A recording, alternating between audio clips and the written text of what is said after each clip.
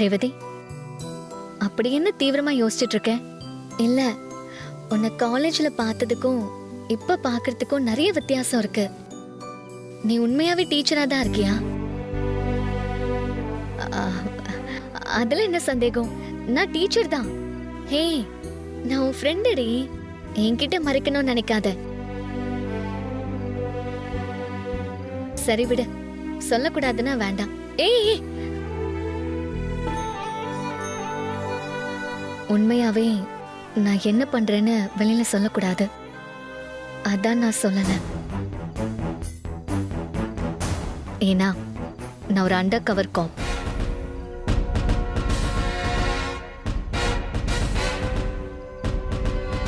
எங்க அம்மா மேல ஒரு பெரிய கலங்கம் இருக்குன்னு உனக்கு தெரியும்ல. அந்த கலங்கத்தை துடைக்கிறதுக்காக தான் எங்க அம்மா போட்ட அதே யூனிஃபார்மை நானும் போட்டிருக்கேன். என்னால அத வெளியில சொல்ல முடியாது. வெளியில சொல்லலைன்னா என்னடி, போலீஸ் எப்பவுமே போலீஸ் தான். நீ கவலைப்படாத, உன் லட்சியம் நிறைவேறும். உன் அம்மா மேல இருக்கிற அந்த பழியை நீ மாத்துவ.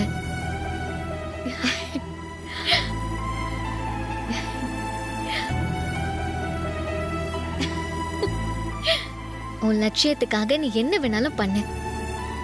அந்த ஆண்டவனோட அருளும் என்ன மாதிரி உன்னை பிடிச்சவங்களோட அன்பும் உன் கூடவே இருக்கும். பட்டையை கிளப்பாயிலே. தேங்க்யூ.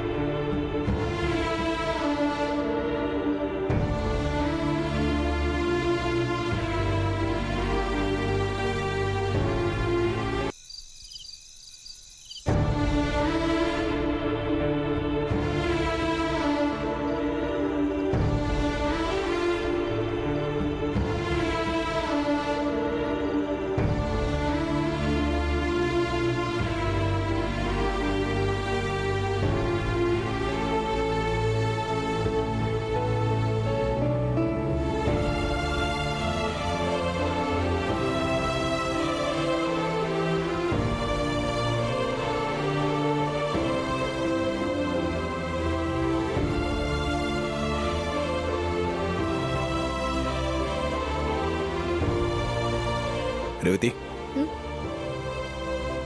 இந்த நேரத்தில் இங்க என்ன பண்ணிட்டு இருக்க? தூக்கம் வரல, அதான். தூக்கம் வரலையா? ஏன், எதனா பிரச்சனையா? இவ்ளோ நாளா எவ்வளவு முட்டாளா இருந்திருக்கேன்னு எனக்கு ஏன் மேலே கோவமா இருக்கு.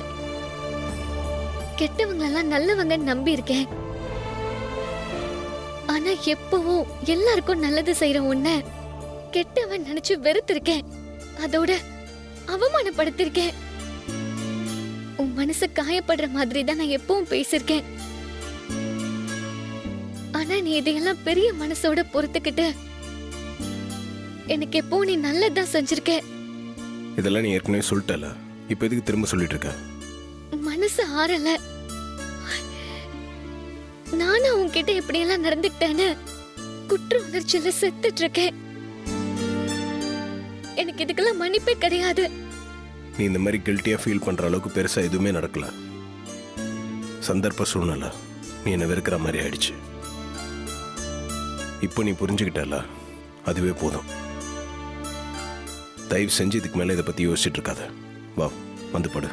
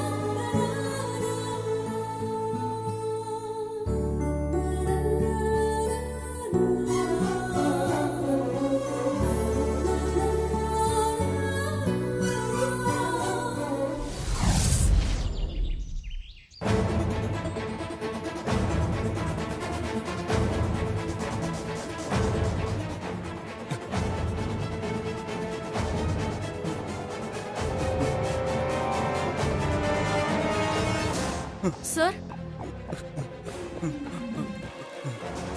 சார் டாக்டர் டாக்டர்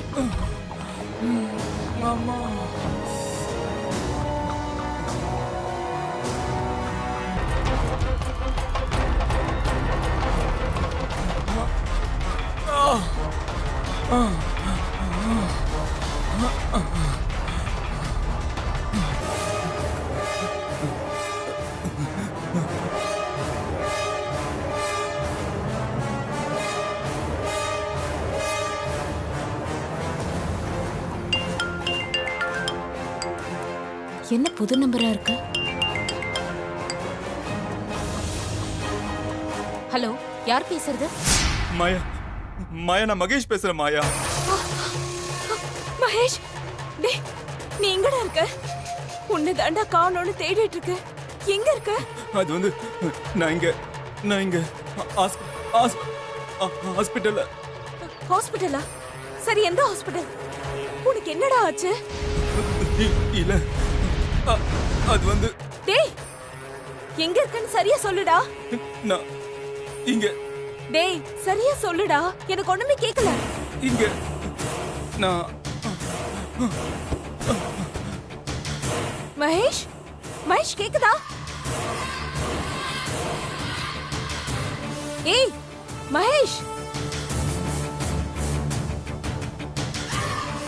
ஐயோ, ச்சே, கட் ஆயிடுச்சே.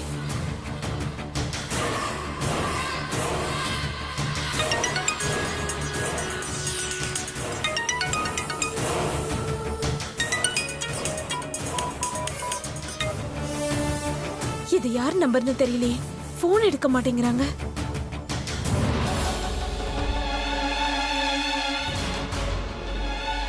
மகேஷ், மகேஷ், மகேஷ், இங்க பாருங்க.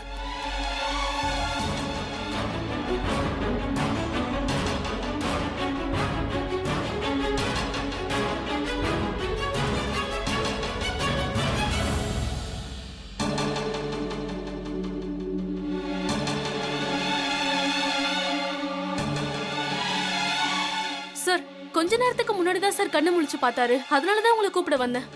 அதுக்குள்ள என்னாச்சுன்னு தெரியலையே சார். திரும்பவும் கோமாக்கே போயிட்டாரு. ஓ, எக்ஸ்கியூஸ் மீ டாக்டர். வாங்க, உள்ள வாங்க. ஹலோ வாங்க டாக்டர். டாக்டர். நானே உங்களுக்கு கால் பண்ண நினைச்சேன், நீங்களே வந்துட்டீங்க. அப்படிங்களா? என்ன விஷயம் டாக்டர்? மகேஷ்க்கு கொஞ்ச நேரத்துக்கு மட்டும் தான் கான்ஷியஸ் வந்துச்சு. நர்ஸ் வந்து என்கிட்ட சொன்னாங்க.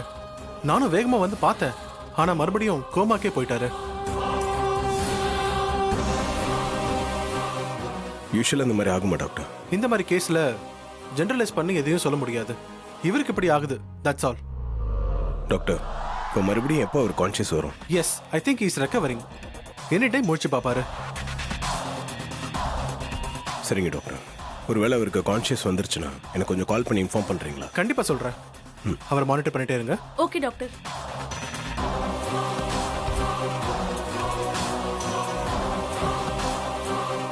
இப்போ என்ன பண்றது?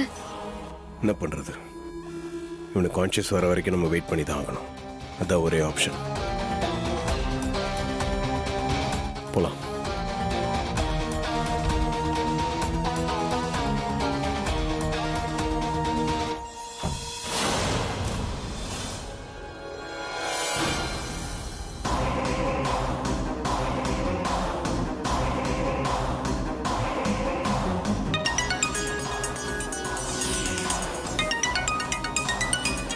யாருன்னு தெரியலையே.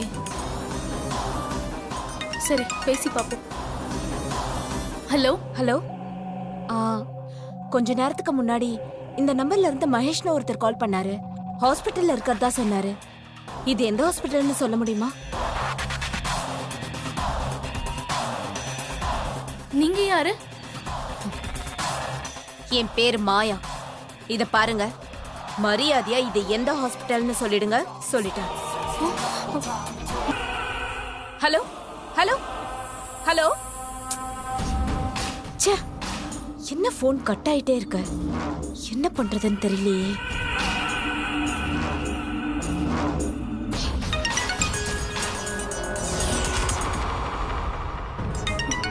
என்ன இவங்க ஃபோன் பண்ணிக்கிட்டே இருக்காங்க?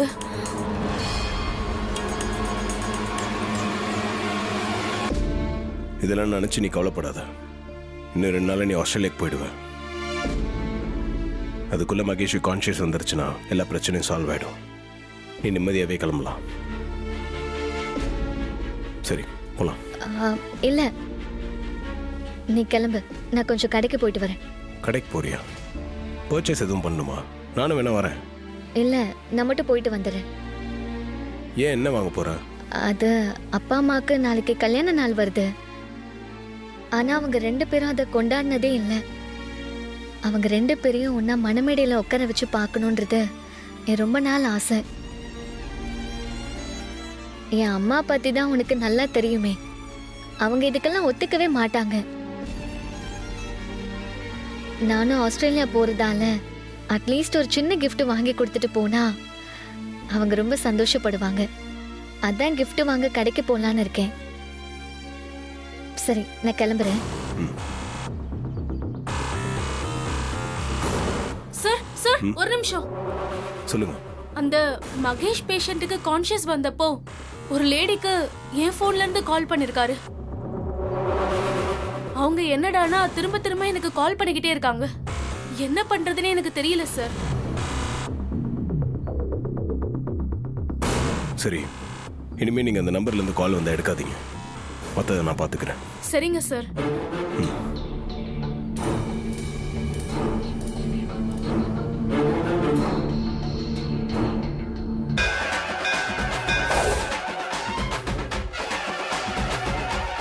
பாருங்க, நம்ம ஊருக்குன்னு மரியாதை இருக்குது, சில கட்டுப்பாடுங்க இருக்குது.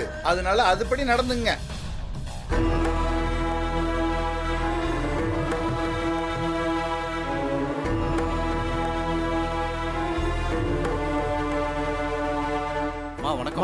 வணக்கம். வணக்கம். எல்லாரும் நல்லா இருக்கீங்களா? நல்லா இருக்கோம்மா. ஏதோ முக்கியமான விஷயம் பேசணும்னு என்ன வர சொன்னீங்களே, என்ன விஷயம்? அது வந்துமா, கும்பாபிஷேகத்துக்கு இன்னும் 5 நாள் தான் இருக்கு. அதுக்குள்ள நம்ம கலச பூஜை பண்ணி ஆகணுமா? ஆமா, அதான முறை. தாராளமா பண்ணிடுவோம். கலசத்துல வைக்க போற நவதானியங்களை வச்சு பூஜை பண்ணிட்டா அப்புறம் கும்பாபிஷேகத்து அன்னைக்கு கலசத்துல வச்சு கோபுரத்துல பூஜை பண்ணிடலாம். இந்த கலச பூஜைய வழக்கமா சேதுபதி ஐயா தான் செய்வாரு. அவர் ஊர்ல இல்லாததுனால அவர் இடத்துல இருந்து உங்க பேரந்தாம இதை செய்யணும். சேதுபதி ஐயா செய்யணும்னு சொன்னதெல்லாம் கரெக்ட் தான். அவர் இல்லைன்னா அதுக்காக வெளியூர்ல இருந்து ஒரு சின்ன பையனை வர சொல்லி செய்ய சொல்லுவீங்களா? ஏன் உள்ளூர்ல ஒரு பெரிய மனுஷன் இல்லையா?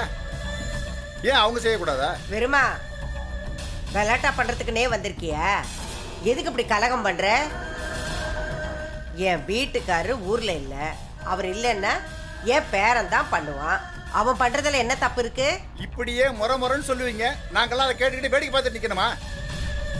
ஊர் காரியங்களை நாங்க முன்னாடி நின்று எப்பதாமா செய்யறது?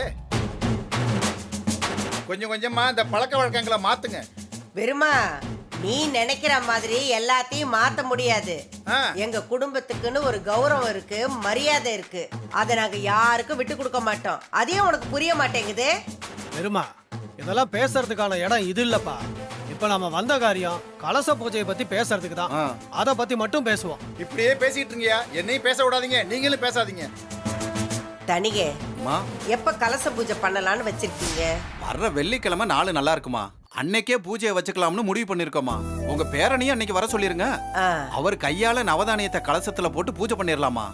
கண்டிப்பா என் பேரனை வர சொல்லிடுறேன். அவன் வந்ததும் அவன் கையாலே இந்த பூஜையை சிறப்பா பண்ணிடலாம். சரிங்கம்மா, இத பத்தி பேசதான் உங்களை வர சொன்னோம். மறக்காம பேரனை வர சொல்லிருங்க, பூஜை அன்னைக்கே பண்ணிடலாம். கண்டிப்பா என் பேரன் வந்துருவான். இந்த பூஜையை சிறப்பா பண்ணிடலாம். அப்ப நான் வரட்டுங்களா? நல்லதுமா, வாங்கம்மா.